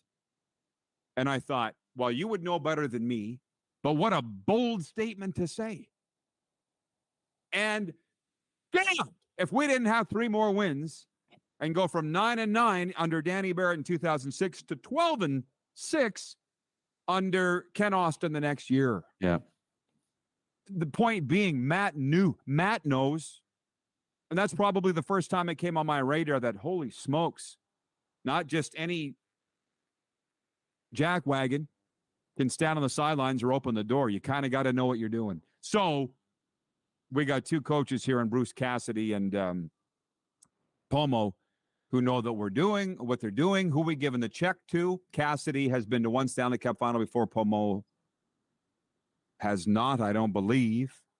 But I'm giving the check to Paul Maurice. I'm giving the check mark to Paul Maurice. Who are you giving the check mark to? It's a great question. I think, the job that they've done getting this far, I want to give it to Pomo because I think he's done such a tremendous job getting this team moving. You have to. I think so. But I mean, is Bruce Cassidy not deserving too? I mean, he had a 100-point season in Boston, was fired. Vegas goes through a coaching change, hires him, and all he does is walk in and take him right to the Stanley Cup final. Like, he's a really good coach too. But I think the job Pomo's done, I think he's working with a little less, right, than Bruce Cassidy is working with. You're taking a team that was barely got into the playoffs, and you're doing this. So I think the job Pomo's done has been much more impressive than Bruce Cassidy. So that's why Pomo gets my check mark too. Well, you can break it down this way. That guy that ad executive guy here. You were in the room in Boca when he said, why do the Panthers love your show so much? It's because nobody down here is talking about these kinds of things. Like, why do we have Panthers fans watching? Yeah. Because of what we're talking about right here. And Evan, by the way, says offense is equal between Florida and Vegas. And we got to remember something. It's the Stanley Cup final. It's two really good teams. It's not an easy check on either side. Now John Ohm has written in the lyrics to the Golden Girls theme. Thank you for being a friend. Doesn't that remind you of the Super Bowl when we were in LA when we kept singing it? Yes. When the plane would come in, right? We were staying right by the airport at the Super Bowl in LA.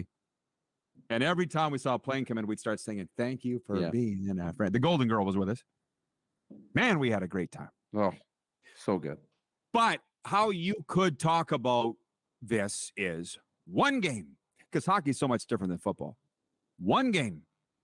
Who you picking as your coach? I think I'm taking Pomo. I don't necessarily think anybody would agree with me on that. Evan says Rod is the reason the Panthers are talked about in Canada. How about that? I don't know what it is. Did you see how annoyed I got in the meeting with that guy? When he said, why do the Florida Panthers love your show so much? I'm like, I don't know. I never stopped to think about it. And by the way, he wasn't doing anything wrong either. Serena's brought this up multiple times since that meeting because she's like, Rod. Okay, I'm just saying. He was just asking like he was in a pitch meeting, being like, so why do they care? Like an interview, right? Like a job interview. He didn't present it that way. Tell me why we should hire you. But I get it. It's like, you telling me my show sucks? Well, it was just somebody asked a question. I'd like to have the answer. I got a little annoyed that I didn't have the answer for him. Yeah. I don't know why they love it. And we should have had a camera in that room. Oh. Because it was the Golden Girl, Serena, who blurted this out. It's because they're all Canadian. She answered it. Who's going to play Don in the show? I can name off 30 guys. Don Johnson. Yeah. Yeah.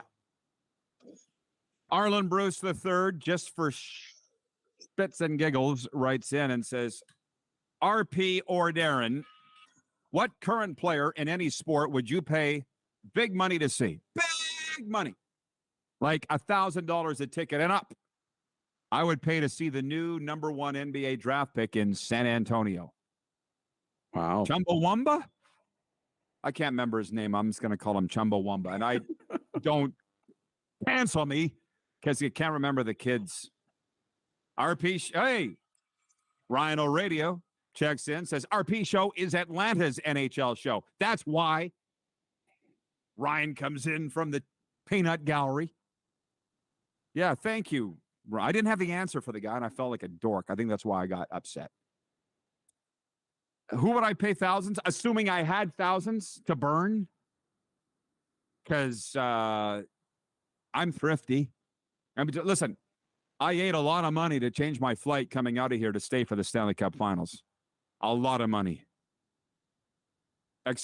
I bought a ticket that I couldn't change nor get refunded on. Yeah. So I had to buy another ticket for another day. But I thought, it's okay. So I'm eating this, but how many people are paying a hell of a lot more to not even have as good a seat as me in the Stanley Cup Finals? This was a literal, almost like a once in a lifetime thing, I felt. I had to pay the money. So what player? I'm lucky, man. I'm very, very lucky. People see that know my history and go, man, that guy's been through a lot of crap. I look at it as I'm the luckiest guy alive. I've seen LeBron play. I've seen Gretzky play. I've seen Tom Brady play. I don't know who would be the player. Who's left? I know. I've seen them all. I know. Brady might have been it for me. Tom Brady, and I never got to watch him play live. And to be honest, it's one of those, life lessons of like, you just got to take action instead of maybe trying to wait and make, the best plan. Sometimes there's a time and place, but, I had never gotten the opportunity to see him. There was 2 chances. One, remember when I was in Toronto in December and spending some time with Justin Dunk? On the Sunday, we actually sat there and we're like, what are we going to do? And I looked up, I don't know why I looked it up, but I said, how far is Cleveland? It was like 5 hours, right? I'm like, Tom Brady and the Bucks are in Cleveland. I've never watched them play. We should just drive to Cleveland to watch the game. And we thought the idea was really cool, but so out there, we're like, maybe not. We'll do it another time. So we never did. And then I knew that Tampa Bay was on Tennessee's schedule this year to be in Tampa Bay. And I thought, that's perfect.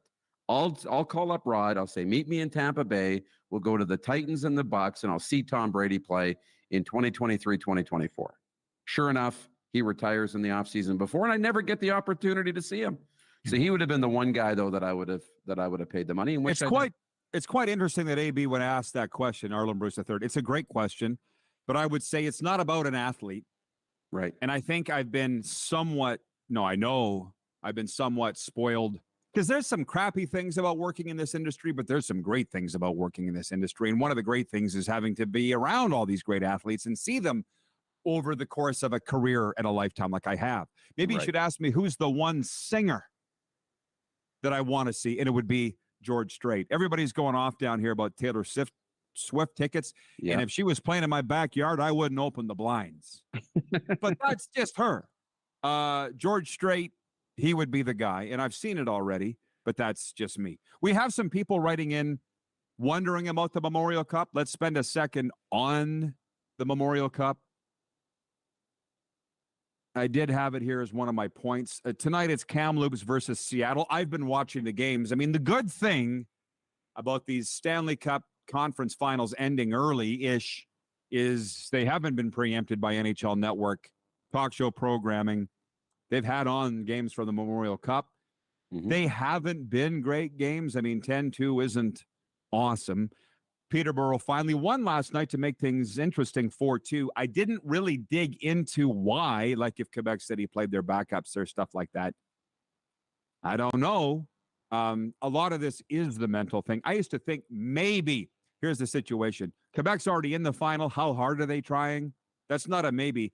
That's a thing. When you don't have the carrot dangling in front of you, the hot dog, you're just not trying as hard. Peterborough didn't want to be embarrassed and go winless at the Memorial Cup. So I watched part of the game.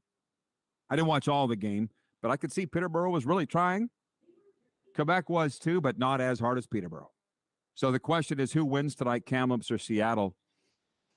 You feel like these two are going to meet up on the weekend. So to be honest, this game doesn't really matter as opposed to the next time they meet. Because the loser has to play Peterborough, correct? Well, I have it here. I'd have to go look it up. Check that out. I think there's something to play for if you don't have to play a tiebreaker, right? If you don't have to play that extra game. Can I read it? Can I read it to you? Please. The Western Hockey League champion Seattle Thunderbirds will play the host Blazers tonight in the final game of the round robin. The winner will advance straight to Friday's semifinal. So there is a lot to play for. While the loser will play a Thursday tiebreaker against the OHL champion Peterborough Pete. So there's a lot to play for tonight. Well, Seattle beat Kamloops in round 2 without even really breaking a sweat. Right. So I would suggest Seattle will win tonight. The question was, who wins tonight? I would say the Seattle Thunderbirds. You? Yeah, I'm with Seattle as well. I think Seattle's done really well representing the Western Hockey League. I think this is one of the best teams we've seen come out of that league in a while. They're loaded, and I'm a fan. And I think it's going to be a Seattle-Quebec Memorial Cup final. But this is why we play the games, right? I mean, Peterborough could get there too. So we'll really be watching. This is when it gets fun. What you're saying, Moose, is your prediction on what the final will be is they're the two best teams. Yeah. Am I reading between the lines? That's what you would think. That's right. But then you have teams like the Florida Panthers, they get in there and muddle everything up. Happens all the time. You know?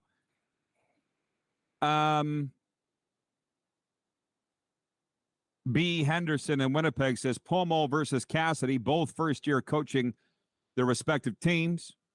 Here, the story that nobody's even talked about at all, this popped into my head the other day when I saw Peter DeBoer addressing the media after Dallas lost his Dallas Stars, is that Vegas looks right for firing Peter DeBoer.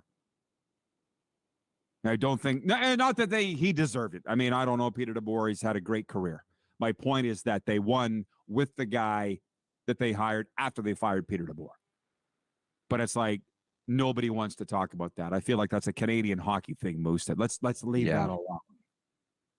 That's the difference between hockey and football. I mean, when Kansas City was lining up against Philadelphia in the Super Bowl, it was like the first story. The night of the conference finals, by Sunday night, I got an email coming to my inbox from USA Today. Top 12 Super Bowl storylines. Second story was Andy Reid facing the Eagles, the team that fired him 12 years ago. Yeah. Nobody in the NHL circles were talking about Peter DeBoer facing Bruce Cassidy. And I follow it closely, at least not where I was. Yeah. You? Yeah, nobody. Nobody at all, which is kind of interesting, coming back like that. But no, the coaching thing is interesting, and for Andy Reid, I mean, that was a huge storyline of the Super Bowl for us, right? Going back and trying to stick it to his old team. But this will be interesting. We're going to see more and more storylines come out of the Stanley Cup playoffs. And one of the other ones that's popped up a lot is who's the guy, when you got two teams that haven't won yet, who's the one guy in the Stanley Cup that you really would like to see win a cup? I'm trying to think of who's Paul Maurice, Pomo, stop. Right, it's probably Pomo. the coach. I was thinking player, but it's probably Pomo the coach, So I'm saying that would be a very good poll question. Who do you want to see win the Stanley Cup the most? I mean, this Vinny Viola guy here, the owner of the Panthers? Yeah. I can't imagine the money he's lost. Can't imagine it.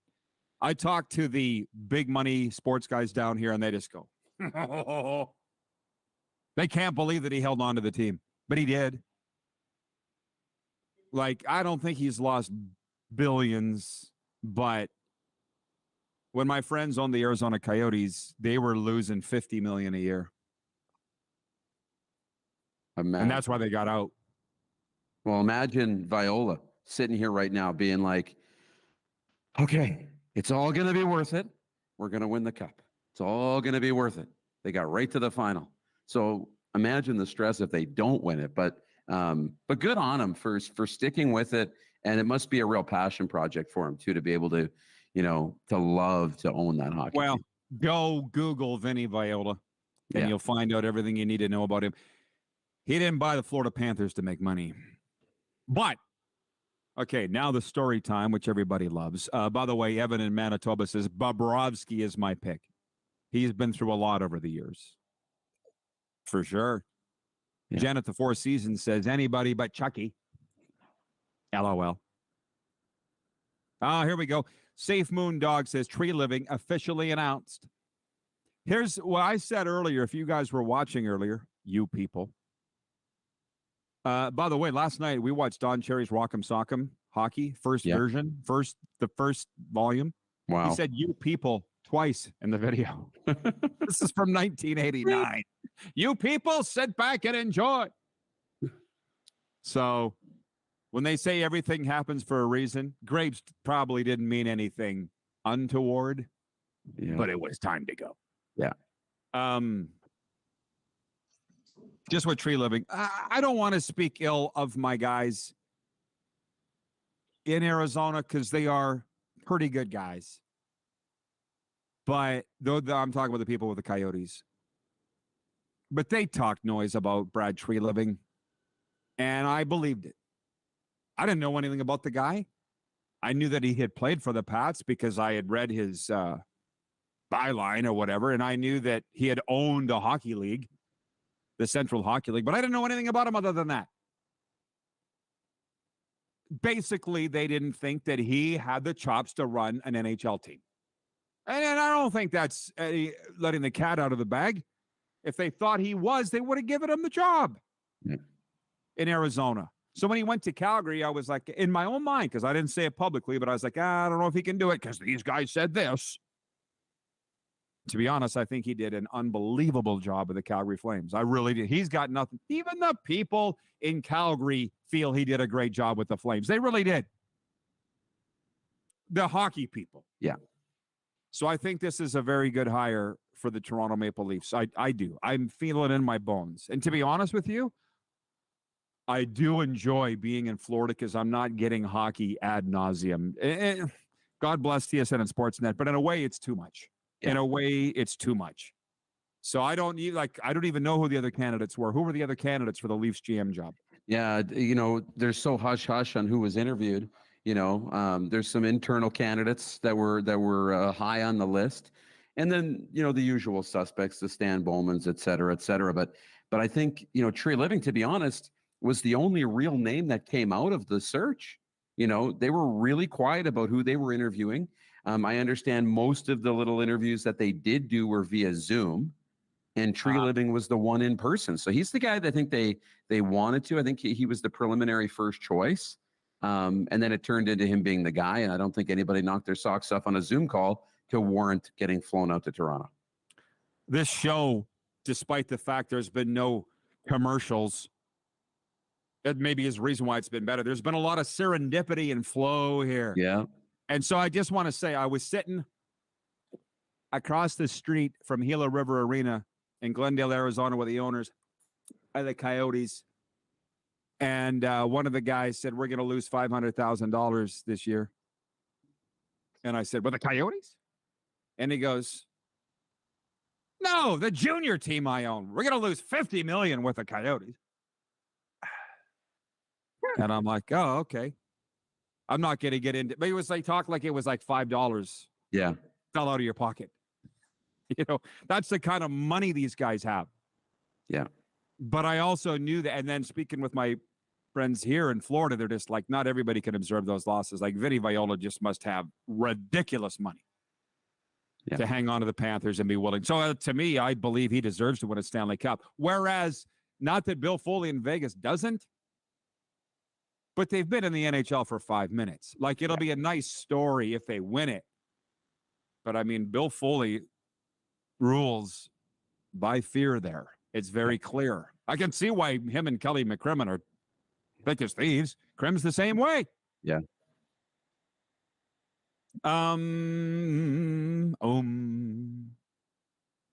Arlen Bruce, because I just became a hockey guy last season.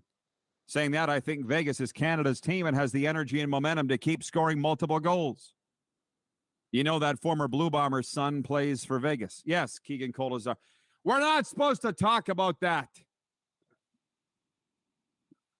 I know exactly who you're talking about, AB, but we're not supposed to talk about that.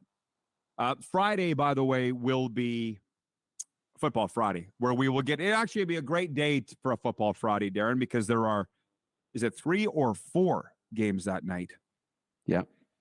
3. Thursday night, Ottawa's at Toronto. Stop. There's 2 Thursday, 2 Friday. Ottawa's at Toronto Thursday. Calgary's at BC Thursday. And then Friday night, Hamilton and Montreal. Make some noise. And Sask at Winnipeg Friday night. We'll talk about that. Not today. We didn't even get to all my points yet. You want me to? Yeah. Yeah. I'm waiting for Gruden. Okay. Well, I just have that as a bit of a footnote in one of the points, and we'll get to that. But this is the one thing. This is why I got to let these things go. And Serena helps me a lot with that. You help me a lot with that. You can't just flip on a mic and be a freaking broadcaster, okay? It ticks me off. I know that people think they can. Because I don't even know where we were the other day, who we were meeting with, but Serena goes to me, you're not a guy that does sportscasting. You're a sportscaster. There's something to that.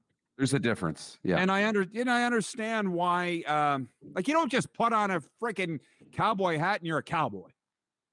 you know, or you don't just put on a badge and you're not a cop. I mean, these are careers. Yeah. And I don't like people fiddling, farting around with what I've dedicated a life to. That's just me. I need to get over it. Point being, to come on here for 2 hours with no commercials, that's what a broadcaster can do. Not everybody can do that, you know, and do it well, as you would say. But I see why when I got into the recovery coaching business, a lot of the long-time psychiatrists, psychologists, counselors got upset at me. They said, this guy's got no business doing this. And I had a lot of calls. I had to answer a lot of questions. But the thing was, I earned my stripes, had the success, and I don't hear about it anymore. Yeah. So that's one. And that's about it. So before we get to the John Gruden thing, number 9, Anthony Bass has apologized for endorsing an anti-LGBTQ video. I feel like this is something they might talk about on The View. It's not something that we spend a lot of time on because people are tired of this. But is Anthony Bass not the same player that got in all the hell for popcorn? The popcorn thing? Yeah, where he called out the airline? Yeah. Do you see that he's had to apologize now? Because I think he retweeted or maybe liked an anti-LGBTQ vid or supported somebody that says you should boycott the LGBT thing. Is that got any play in Canada? Because it came up on my feed. Oh, yeah. Oh, it has? Okay. In a way, I wonder why anybody would even really touch that. No. But number 1, Anthony Bass. How come I never hear about him pitching? I hear about Manoa. I hear about Yusei Kikuchi. I hear about Gosman. I never hear about this guy. Does he play? I know. No, does he? Oh, yeah, I guess. I mean, he's a relief pitcher. Oh, he is? Yeah. Okay. Never hear his name. I know. He does play. It's just like you only hear about the controversy stuff. And, you know, it was a bad look on the post about the popcorn on the plane. It's a bad look here. And then this is the reporting, right? As I'm following this from different outlets, you got some people saying, you know, good on him. He apologized. He took ownership of it. Great move. I appreciate that. And he's working to make amends.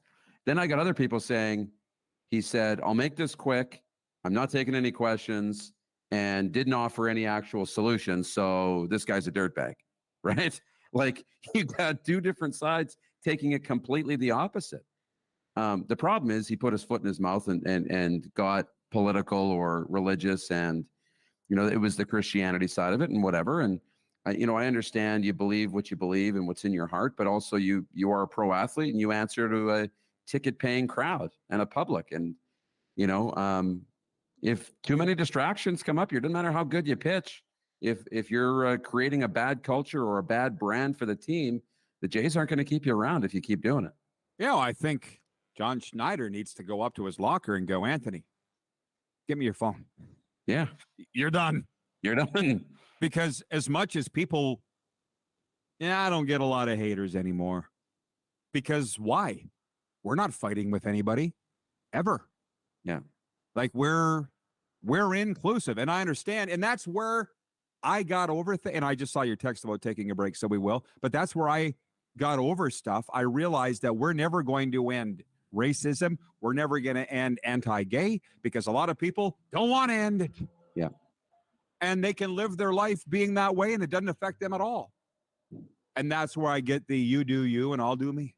Yeah. We don't need to associate. We don't need to talk about it.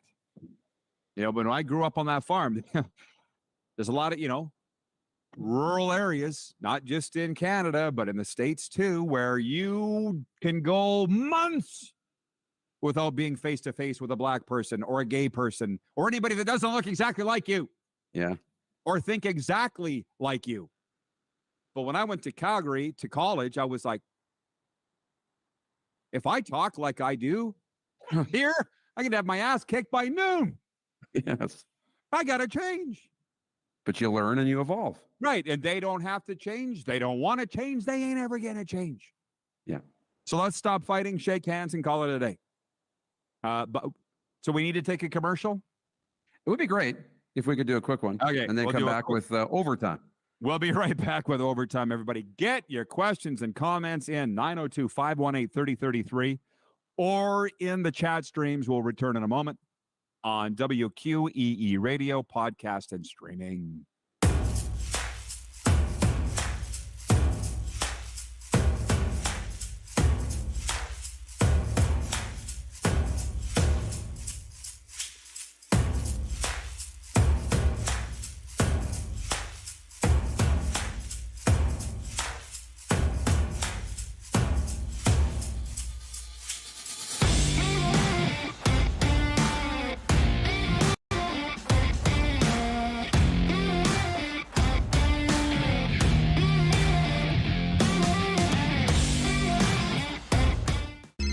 Text 902-518-3033.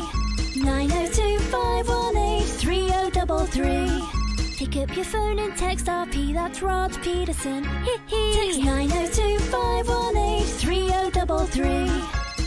Is it time to take your event online? Bring it to IKS Live. We've got a fully customized virtual event platform with remote guest support for your next fundraiser, talk show, conference, performance, and more. IKS Live offers live streaming to Facebook Live and YouTube and pre-recorded capabilities, both in our studio with green screen available and on location with pre-production and post-production services. Visit us at ikslive.ca. Did you know that you can help save a life? And you can start right now. Stem cells from male donors increase chances of positive outcomes for patients, yet they only make up 40% of our registry. Today, there are hundreds of people in Canada searching for their life-saving match. You can be a patient's best hope. Be a hero by registering with Canadian Blood Services Stem Cell Registry now. Does this look familiar? Your fans deserve an incredible arena experience. It's time for an upgrade. Stunning graphics. Revenue opportunities are just the beginning with our in-venue display systems and scoring technology. Let us help you find the best solution for your facility. EDG, always delivering the best fan experience.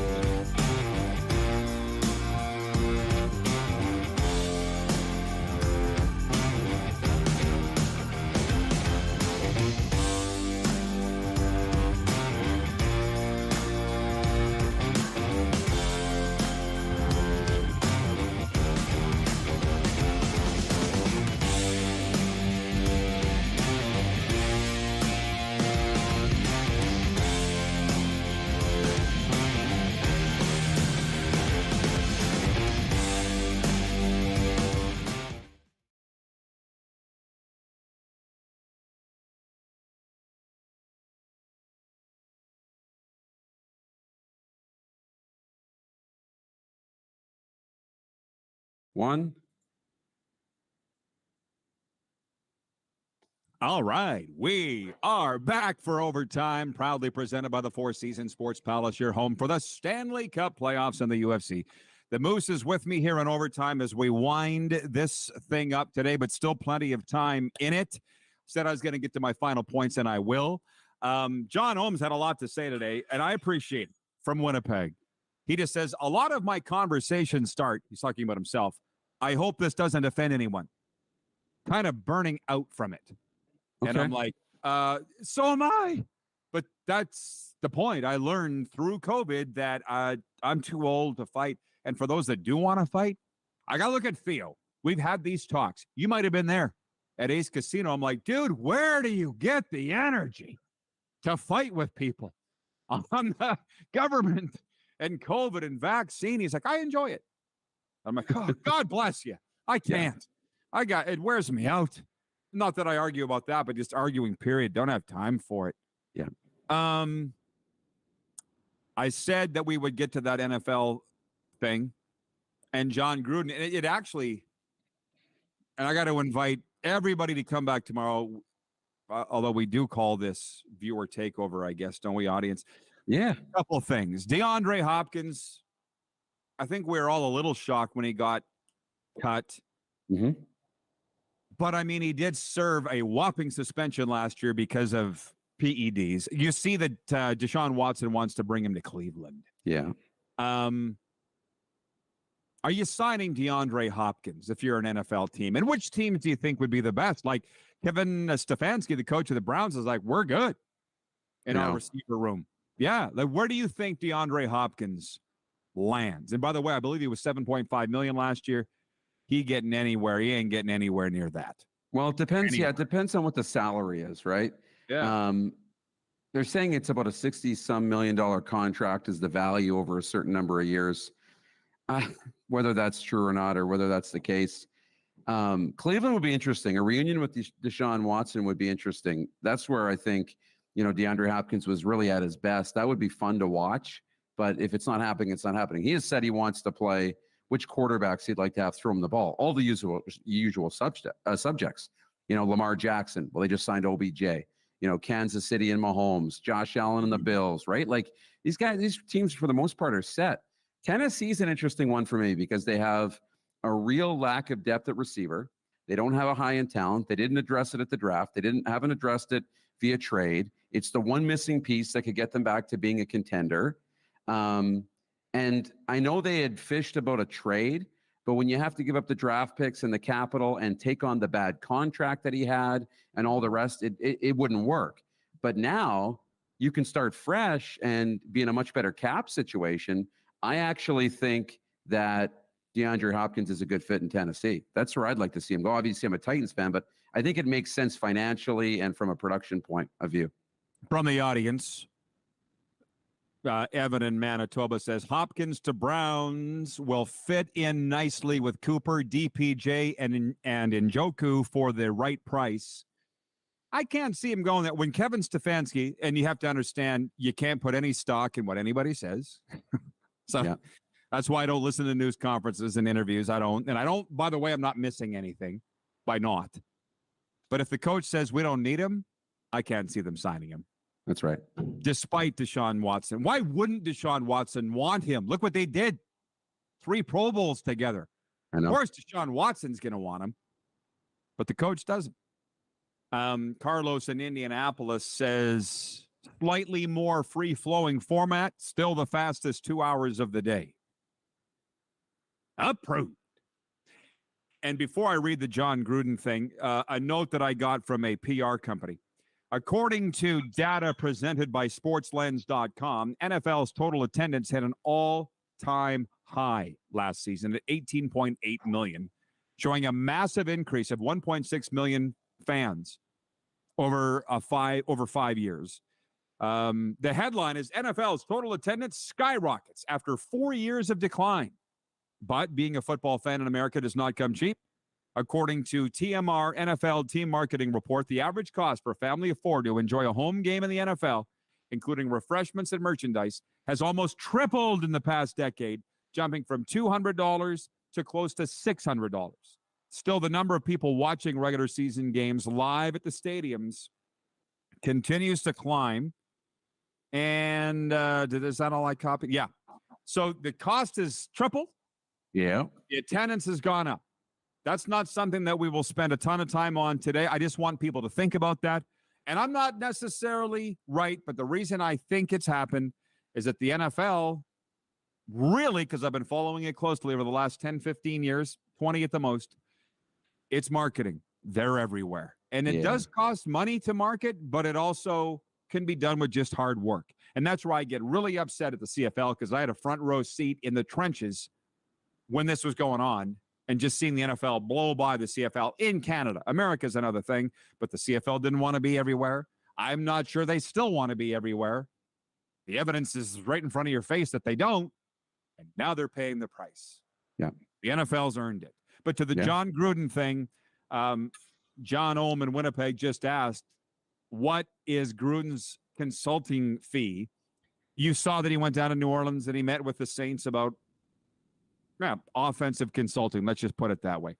Yeah. I wonder if Gruden will ever coach again. There are a lot, and I mean a lot, of football consultants. It seems like a football thing because hockey doesn't really seem to have it at all. But guys that I can think of that do it, NFL, obviously Bill Parcells, Gruden in the CFL, Doug Barry does it down here in Florida. I think Brendan Tammon's done it a little bit. Yeah. Does Gruden ever coach again or in the NFL? I want your take because I have a thought on mine, but what do you think? My thoughts are if John Gruden wants to coach again, John Gruden will coach again. Really? I really believe that. I think, but again, if he wants to coach, he's going to do the work to coach, which means he's going to show people that the guy in the emails and the guy that got, let go and out of the league, that guy's not the same guy. He's evolved. He's changed. People need to like John Gruden. They need to respect him. They need to trust him. And if they do, he'll come back into the National Football League. If they don't, then it's not happening. Well, and he needs to probably change a little too. Yeah. Right? I mean, from what I've heard from my football people, but also what I've read, it's kind of lining up, although it hasn't been said as much in the media, that Roger Goodell and John Gruden hate each other. Yeah. It's pretty evident, isn't it? Yeah. And again, a lot of people have said, what if they went into your emails from 10, 15 years ago? What would they find? They wouldn't find me making comments about blacks. They wouldn't find me making anti-gay jokes, no, which they did with Gruden. So the point is, has he been given the ability to change? Does he even want to change? Right? Maybe he didn't want to change. That's right. Because there's a lot of people that feel that way. Look at Travis Tritt and the whole Bud Light LGBT, the trans thing. Yeah. A lot of people support Travis Tritt because he's boycotting Bud Light because they want to sponsor a trans entertainer. So does he coach again? I'm kind of thinking that he doesn't because it'll be his choice. And as long as the commissioner's Roger Goodell, I don't think it's going to happen anyways. You think the two don't? Do you think they've made up? Do you think me and the feuds that I've been in the sports world are ever going to make up? No. We ain't never making up. That's right. So I think Gruden, number one, he's made millions. I know we got to go. But number two, he's going to sit back and go, hey, listen, I can consult. Yeah. And I don't got to deal with all the BS. I don't have to deal with the media. I don't have the pressure of winning and losing. And if the team I consult with sucks, I'll go consult with another. These guys are doing it all the time. And Gary in BC winds this up and says, yes to Gruden and yes to Babcock. Yeah. And Jeff, the Stamps fan, says Gruden would be like Sutter, I would imagine. Who knows? Unless you know him personally. That's right. Thank you, everybody, for the great comments. Moose, thank you for this. Let's do it again tomorrow. What do you say? We'll do it tomorrow. We'll see everybody noon Eastern tomorrow here on WQEE and the streams.